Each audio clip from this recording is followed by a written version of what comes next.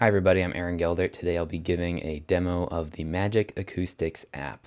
This is an app that's designed for the Magic Leap augmented reality headset, and it's designed to be an educational tool about room modes and room acoustics. It takes advantage of the features of the Magic Leap, such as room scanning, in order to get quick measurements, as well as allowing for visuals about room acoustics to be presented in your real space in front of you. So this will include a mode visualizer, and a couple of other calculations to show you the room modes. I do apologize that the stability and the field of view of the demo of the screen share from Magic Leap is pretty limited and it's a little bit difficult to follow. But I guarantee the user's experience is much more stable and there's a much larger field of view available. So let's take a look. All right.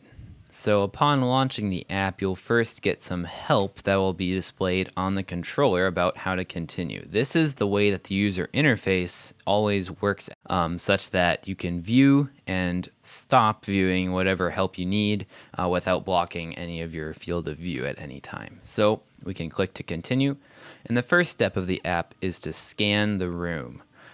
Now, Magic Leap has some great tools. That is the main advantage of its spatial computing, is to scan the room and identify surfaces. For a new room, this will take a couple minutes. Because I've already scanned this room, a lot of the mesh already displays. But you can see it's very accurate. It's catching almost every item, like my shoes in the floor. And it very much is able to calculate exactly where the walls are, which is what we need for the next step.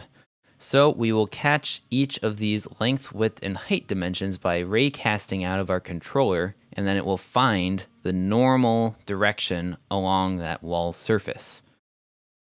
And this will give us a measurement in feet of how far each of our room dimensions wall to wall are.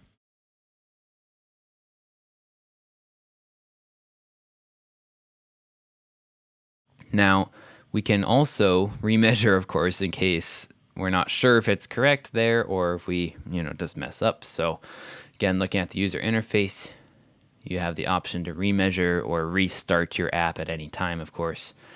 So after we've collected our measurements, we will then have the basic axial modes calculated for us. So these frequencies are where primary resonances will happen between wall to wall.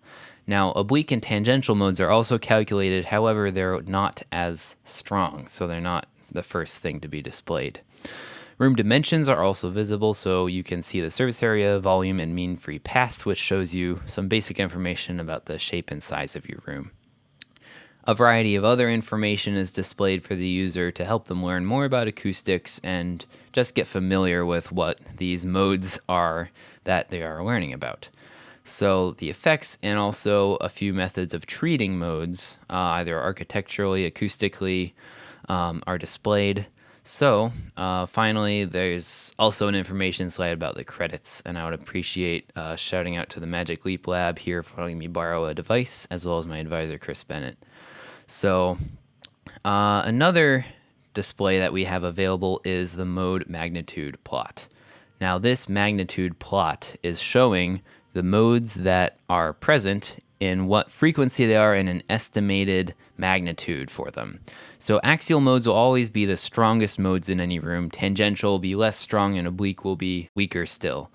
But as well, you also need to notice what frequencies these modes are at and how densely spaced they are. So in this particular room, the frequencies right around 45 to 50 are going to be very problematic because they don't have surrounding modes. Therefore, they'll be more perceptible to any listener. Meanwhile, once we get up into the 200s of hertz, we have a lot of modes that are simultaneously happening. None of them are particularly stronger than the others, so we won't necessarily care about trying to tune those out. It's important to notice at what point in your room the modal density becomes very dense, which is essentially the point where it just becomes reverberation instead of prominent problematic standing waves. So continuing on from the magnitude plot, we're able to see another cool feature of the Magic Leap, which is adding visualization in the room. So this animation is showing you the first order along that first axis that we measured a dimension for. So this is displaying our 50 hertz standing wave of air pressure. So there's a single node in the middle, and there's antinodes at the walls. This is displaying at 1/100th or 1% of the actual rate of acoustic, frequency oscillations. On the controller, you can choose to increase the display order. So you can choose which frequency you're displaying, and it'll show you as you increase the order, another node will show up in the middle, and the frequency will also, of course, increase. This is a cool feature because you can literally see in your room where these nodes and antinodes are happening. If you want a different dimension to be displayed, you can toggle through those.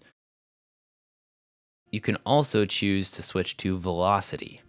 Velocity is different because, as you can see, velocity will always be 0x against a boundary, whereas pressure was at either a maximum or minimum against a boundary. So, same thing with the velocity is that we can increase or decrease which frequency or which order of mode we are looking at.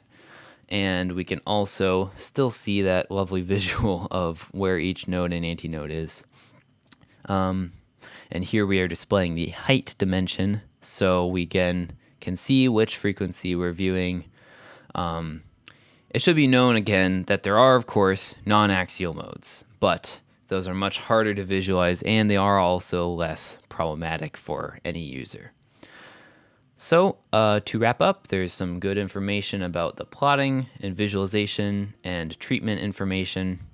So I would like to thank everybody who has contributed. There's also some references if you'd like to continue learning more about modes.